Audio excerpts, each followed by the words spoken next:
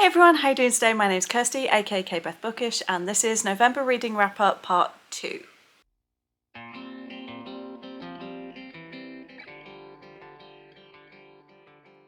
If you haven't checked out Part 1 yet, please do so. Basically, I was going to do my November Reading Wrap-Up in one video, but when I went to edit it, it's over an hour long, so I thought it would be better all round if I split it into two. So please do go check out Part 1. This is Part 2. With the rest of my thoughts, but obviously I hadn't done a decent intro, so this is my intro. So here are the remainder of the books that I got up to and read. I think it's pretty much graphic novel and manga. Check it out, and yeah, thanks for watching. I have 3 more books that I've read for this month, 3 more manga. I kind of had a week off reading and then was like, okay, I should really get back into it. So the first one that I picked up is My Love in Stitches by Emily Gossman. This is a monster romance, but not like, you know, monster smut. It's a very, very cute graphic novel about this monster society, and it's kind of like, you know, just a regular old society, except they're all monsters instead of human. And the 2 main characters, we have Frankie, who is a Frankenstein type monster, and then we have Momo, who is this little like blob monster. Could you go somewhere else? She's so cute. You're very noisy. Okay, she wants to go play. Go play. You're gonna hear noises in the background. It's the kitten. She's a kitten. What do you expect? But yeah, Frankie and Momo. The story starts with Frankie playing softball and her hand falls off and she's struggling to fix it back on. A dog then steals the hand and runs off with it, and when she catches up to the dog, she bumps into Momo, who offers to sew it back on for her, and they have an instant connection. Momo sews like a little heart in the joint, and it's really, really sweet and cute. Only we discover that both of their best friends, so Momo's roommate and Frankie's best friend, are exes who hate each other and decide that those two cannot be together because of their friendship. And they're like, well, she can't be friends with that person without being a horrible person herself. So they are like, you can't be together, and they do what they can. Only the two find themselves together. They don't listen to their friends. They're like, well, we want to try. So they do end up together. Frankie ends up finding a job as well, and we meet Scully, who is a skeleton, and there's just various stuff that goes on through this, and it was just a really quick, really easy, really sweet read. I had a great time with it. I thought the romance was really sweet. I like that there's a bit of a plot going on where it's like the cafe that Frankie now works in has just been bought by a new owner. Like, Scully still owns the business, but this person now owns the building, and then someone else turns up at the very end and is like angry about the fact that the building got sold and Scully's in trouble. And the book kind of ends with Scully and the cafe manager being like, what are we going to do next? And Scully's like, don't worry, I have a plan, and then we're going to have a number 2. This was actually funded through Kickstarter and only came out a couple of months ago, so it's going to be quite a while before we get a second volume. But she has said on her social media that it is going to be happening. She's just struggling with work-life balance at the moment. This cat is insane. She's dismantled the sofa. I don't know where she is now. Hello. I gave this one 4 stars, almost a 4.5, but not quite. But it was fun, and I had a great time, and it was fun for what it was. Then I had another 4-star, but this one was quite a low 4-star because I wasn't really sure if it was going to be that high up just yet. And that is Delinquent Daddy and Tender Teacher, Volume 1 by Tama Mizuki. This follows, as you would expect, it is a delinquent dad and a tender teacher. These guys knew each other in high school, and the teacher actually had a crush on the dad back then. Obviously he wasn't a dad at that time, but never said anything. He knew he was gay, he knew that his friend wasn't gay, so nothing ever came of it. They both went their separate lives. Hitsuji became a teacher and has never really had much luck with relationships. The one time he did get the confidence to ask a guy out, the guy basically went, oh, you're gay, ew, get away from me, kind of situation. And that's kind of left a bit of a trauma in his brain, and he's never really put himself out there since.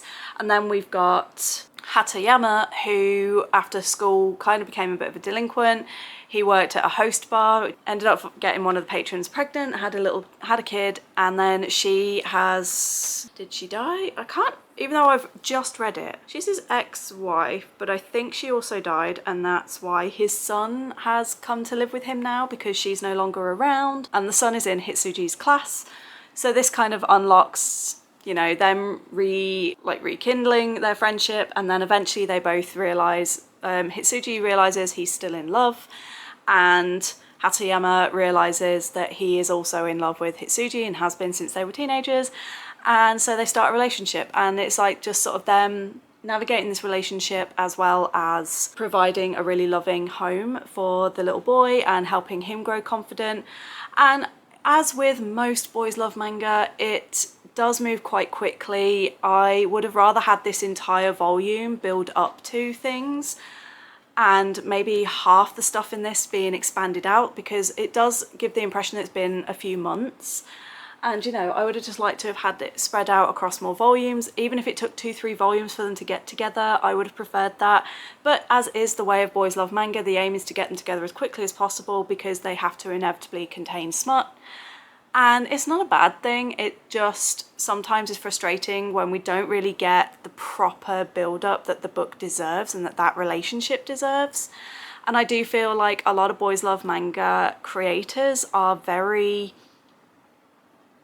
almost disrespectful to their characters and don't give them enough justice and don't give them the care and attention they deserve, and because they just want to get to the fetishy sexualized stuff.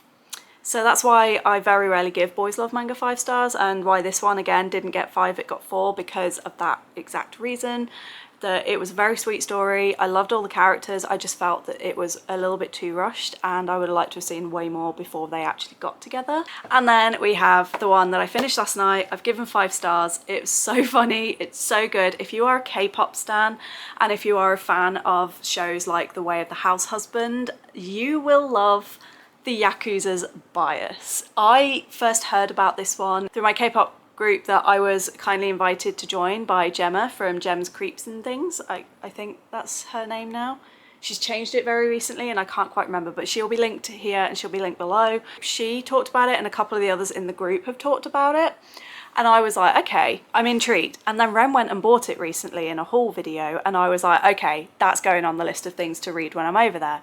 I was not disappointed. This is a hardcore badass Yakuza falling head over heels for one of the members of this K-pop group when he gets dragged to see them in concert by the Yakuza boss's daughter. And hilarity ensues because the other members of the Yakuza don't understand the obsession. Some of them also, when he first starts talking about it with the daughter of the boss, they're talking about how to get hold of merch, and he's talking about supply and dealer and things like that. And one of the Yakuzas is listening in and thinks that he's talking about a drug deal. And so he's like, wait, what's going on? And it just is so funny watching how a Yakuza approaches, because it's not like he's fallen in love. It's sort of like he sees the guy as someone as the ultimate expression of being a man, and someone who he should model himself after in terms of becoming more manly and being more of a guy. And it's just so well done. It's so funny watching them learn about the different terms. At the end of it, another Yakuza gets dragged in, and it's really funny because they go to a concert together and the guys in the group are like, hey look, it's those old guys that like us for some random reason. And it's just so sweet, and I like that we get a little bit of perspective from the K-pop idols themselves. They're not just there to be the showcase kind of thing and to be talked about. We actually do get insight from their point of view as well, and how they feel about their fans. And whether or not that's true to life, because I imagine that some idols are absolutely sick to death of their fans, but they're not allowed to say it. So this does obviously show the more positive side, but it's still sweet that they have included the perspective of the idols themselves. And yeah, I had a great time with this. I was laughing from the very first page. I had to put it down when I first started reading it because I laughed so hard, and it was like we'd all gone to bed. And I was like, yeah, the teenager is already asleep. I need to put this down before I wake her up. So yeah, that's that one. 5 stars, absolutely great. And I definitely want to continue this series. I'm glad that it's not just 1 volume, so I can't wait to do that. So I'm still going on for a really strong month. Like, I think everything that I've been reading has been sort of 4.5 or 5 stars. So I've been having great fun while I've been here. I've still got some more to do. I am now only 5 books behind on my manga goal for the year, which again, I can't see me not hitting. So, you know, I'm definitely going to catch up. It's not going to be an issue. Will I catch it up by the end of this month? I do not know, but we shall see. But that's where I'm at so far. And yeah, it's been a really good month so far. So I'm going to show you very quickly what Mochi currently looks like after all that madness at the start of this clip. And I'm going to sign off. Look at the baby. You would never know that she is a creature of mass destruction. She's also decided the dog bed is hers. But that's okay because she's so cute.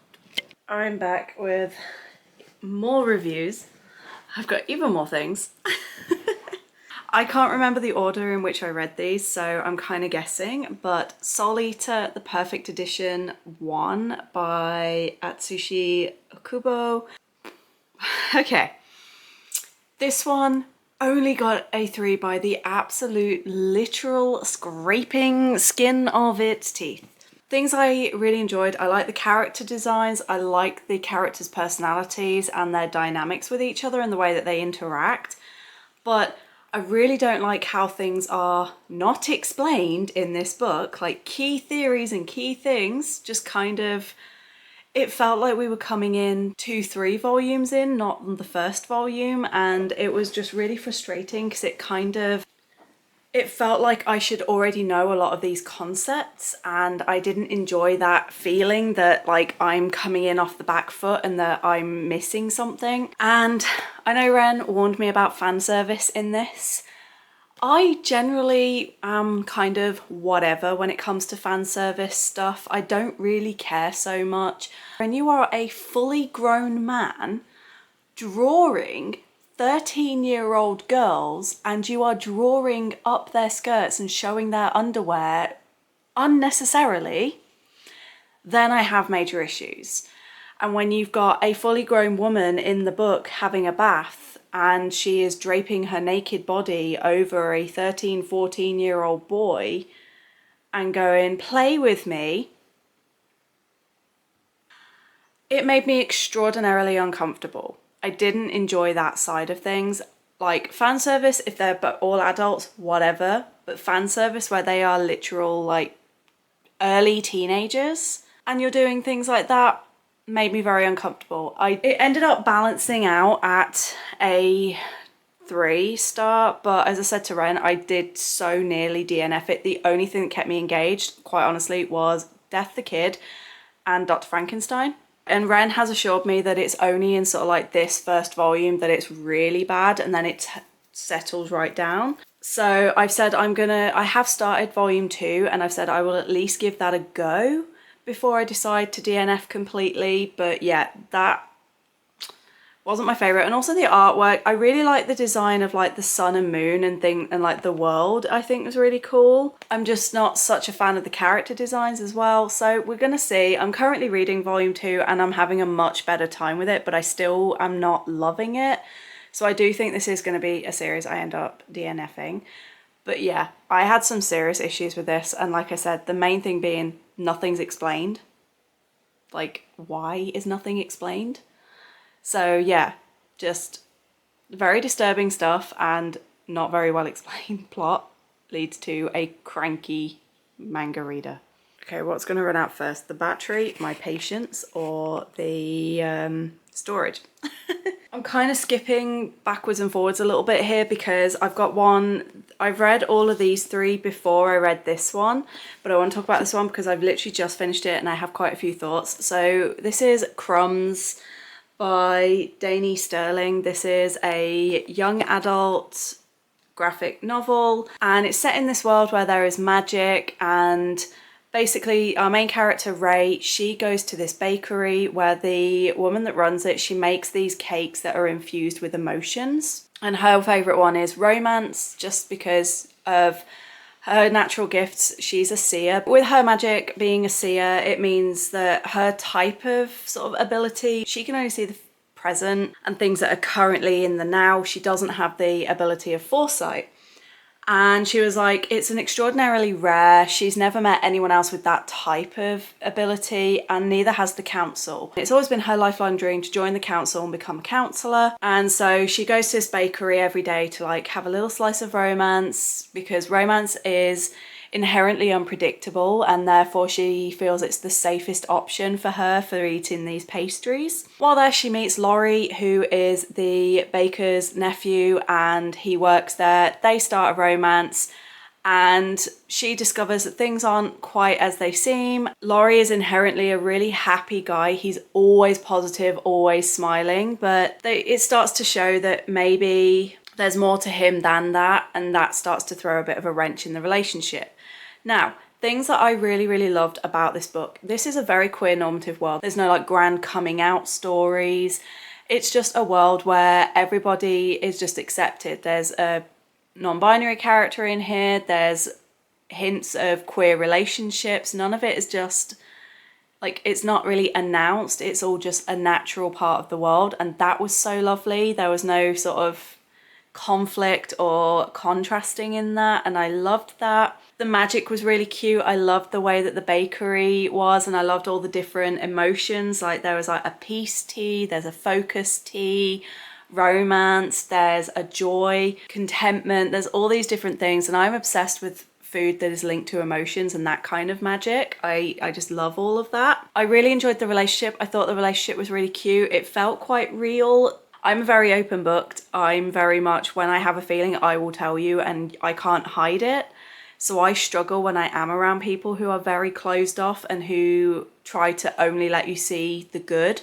And so that was very real that I felt in here. I love their mobile phones. They have like these little, like almost like little holograms that fuel the phones. And because both of them have got older models, the holograms don't always work quite the way they should. And that was so cute. It was very cute, very wholesome. I really enjoyed the friendship group and their dynamic. Just, you know, the relationships and the characters in this were great. Where I have my biggest issues is with the actual plot and the world building. So for this being a nearly 400-page graphic novel, not a lot actually goes on. And we're told about this council. Nowhere do we get what the council actually is. What is its purpose, and why is it such a big deal that she wants to be a counsellor? We are aware that anyone who joins the council, there's like this mind wiping thing, memory thing. And so like when you join the council, you forget everyone, and everyone you love forgets you. So basically you belong to the council and no one else and nothing else. And I think that was messed up and really unexplained as to why. And the fact that it's just kind of accepted. And even though we follow her at her job, it's still not entirely clear what it is they're doing. It's like just the world building was very vague. Even though I enjoyed the bakery stuff, again, it kind of could have done more. And I did feel like it tried to do too much. Like with the friendship groups, we kept getting hints of like one of them having a crush on the other, and we got hints of one of them having a crush on the new person that joins the bakery, but nothing really goes anywhere with it. And I just felt everything kind of felt surface level with this. So I did have some major issues with that. And like I said, for a 400-page book, I would expected a lot more to have happened, or a lot more explanation. So on one hand, it was very wholesome, very cutesy, very sweet, and it had some really lovely moments. But on the other, it brought in other elements and other things that were just so underdeveloped and needed way more explaining. And I just felt very unsatisfied. So I have given this a 3-star because, like I said, I loved the art style, I loved the colours, I loved the characters, and I loved a lot of the elements in this. But I honestly, if the plot was better developed, it would have been a 4 or even a 5-star. But because of, like I said, where I've reached the end of this book and I still don't entirely know what the council is and what it's doing and why it's doing what it's doing, and we don't really understand the motivations and how it all works, I can't really give it any more than a 3, because it's like one of the major things you brought into the book is then just not really dealt with. Yeah, definitely be aware going into this that as far as plot, it kind of is messy. Another thing I wanted to do while I was here is Ren has well, as I've mentioned Sweat and Soap, Ren has also got a few other series where they've either got the whole series or they've just got a few more volumes than I do. One of those is The Masterful Cat is Depressed Again Today. I've talked about this throughout this year. You know I've been reading it this year. I read a lot of it in January, and then Ren's got the next 2 volumes that I'm not yet at. So I read volume 7 and volume 8. Unfortunately, this is a series where I'm slowly going like I did with Cat Plus Gamer, where the rating is starting to drop very slightly, because I'm loving the vibe still, and I'm loving the sweet moments between Yukichi and, I keep forgetting her name, Saku, but there's no plot. There's not really anything kind of driving the story now. And it's just hit a point where it's like, we need something in here, like either a romance with the main character and like bringing in how she's going to bring in like a partner into this world and explaining Yukichi to him, or we need some sort of family thing to happen. We just need something to kind of drive it, because it's just going a little bit stagnant at the moment. And I feel like a couple of these scenes got a little bit repetitive, where it's like, okay, well, we've already seen these things. Why are we being repeating? Why are we getting yet another recap of Yukichi as a kitten when we already know what happened when he was a kitten and how he got here? So, you know, I just felt the vibes are still immaculate. The cuteness and wholesomeness is still 10 out of 10. But I'm starting to really struggle with the plot, and I'm starting to get a little bit like, can something now happen, please? So it's very, very rare that I say this, but there needs to be a romance in here. I don't normally promote, like, demand romance, and when I do, I usually love a slow burn romance, but this is going so glacially slow that if there is going to be a romance, because it's been, to me, I think I'm picking up hints that there might be a romance between Saku and her office manager, but it's going so glacially slow that even I am asking for it to heat up a little bit, and I never do that. So yeah, it's still definitely a 4.5 to 5-star series, but it's just like now it's going from 5-star to 4.5 and it's now sliding into the 4s, and I'm like, don't want it to do that because I love it so much and it's so good. We just had some more moments, and we did have a fantastic little bit with Saku and her parents. They came to visit, and Saku and her mum in particular had a bit of a revelation between them, and they had a bonding moment, and it was really sweet. And there were still a couple of moments where I teared up reading this. It didn't help that I was reading it the day after we took Mochi back to the adoption place, so I was already kind of highly emotional anyway, and reading this about an abandoned kitten, I was like, But it also did kind of, there was one bit where a kitten that in the previous volumes had been found on the street, and the little girl, they couldn't keep the pet, so he went to another family, and she was saying like, oh, I hope he doesn't hate me, which obviously hit me in the feels regarding Mochi. And then she got to see the kitten and the way the kitten reacted to her, and then we got the kitten's POV, where that kitten is like, I really wish I could tell her how grateful I am that because of her finding me and protecting me that day, that I found my forever family. And I'm like, you know what, that actually helps. So it did hit me in the feels again. So yeah, that one I've now caught up with as far as I can currently, so that's fantastic. And then the next series that I'm now going to be working on, because I think Ren has up to volume 5 and I think there's only 6 in the series or something, but that is I Think Our Son Is Gay. I read volume 1 earlier this year, 5-starred it. This one is a 4.5. It wasn't quite as perfect, but it just, the way that the mum and the younger brother are completely aware that he's gay, and he's aware he's gay, he just hasn't come out, and just the way that they navigate all of that is so, so sweet. I'm still not a big fan of the dad in this, but I think it's more because he's just out of the loop right now and no one's really sort of talked to him about it or explained anything. So he's just, you know, talking to his son as if his son is straight and not realising that actually his son is a little bit different. But we got a little bit more with the younger brother as well in this one that was sweet. Like we found out that he's a bit of he likes to journal his thoughts about video games and books that he reads and films that he sees. And I thought that was really super sweet to get a little bit more from him. And just again, the mum is just the best mum. Even I learned something from the mum in this.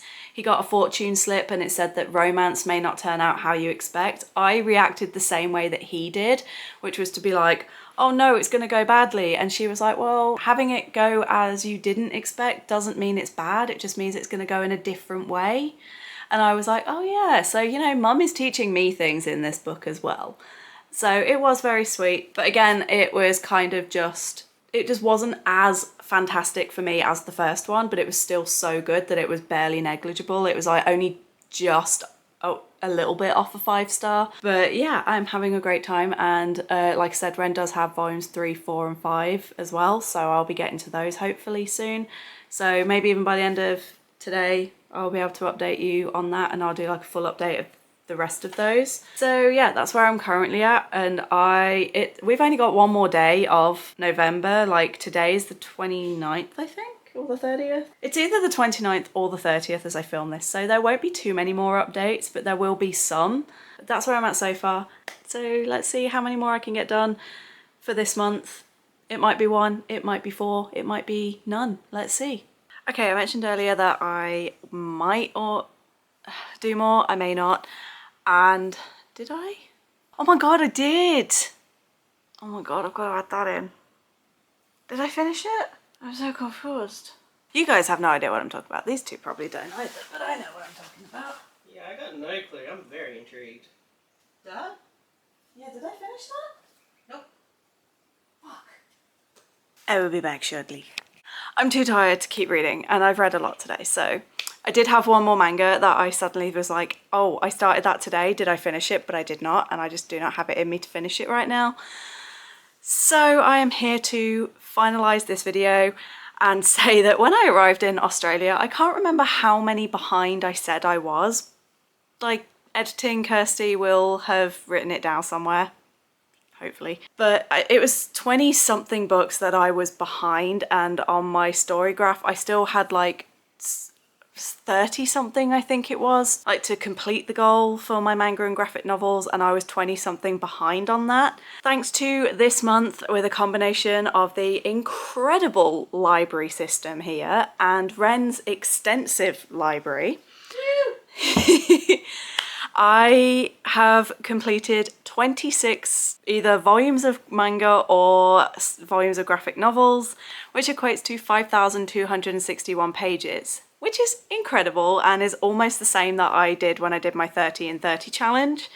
So, you know, I knew that was going to happen. I didn't quite expect to do that many, to be perfectly honest, but it turns out that novel reading, this is the extent of my novel reading this month, is this. Like, that is it. I've tried. I keep picking up my novels and I just don't want to read them. I want to read graphic novel. So I read 100 pages of physical books, and this is Sorcery and Small Magics by Magadusi, which I am enjoying, but obviously that's going into December. But yeah, I did complete 26 graphic novels, and it means that not only have I caught up on what I was behind on, I am now 1 book ahead of myself, which means I'm on 90 out of 100 for that goal, and I now know for a fact I will hit that because, you know, I'm gonna get at least 1 done in the next day or 2, and then I have no doubt I will read more throughout December. So yeah, thank you for watching, and let me know in the comments what your favourite reads have been for November, and I hope you're all good. I hope you're staying safe. Don't forget to check out my Patreon, which is always linked below, and I will see you on the next video.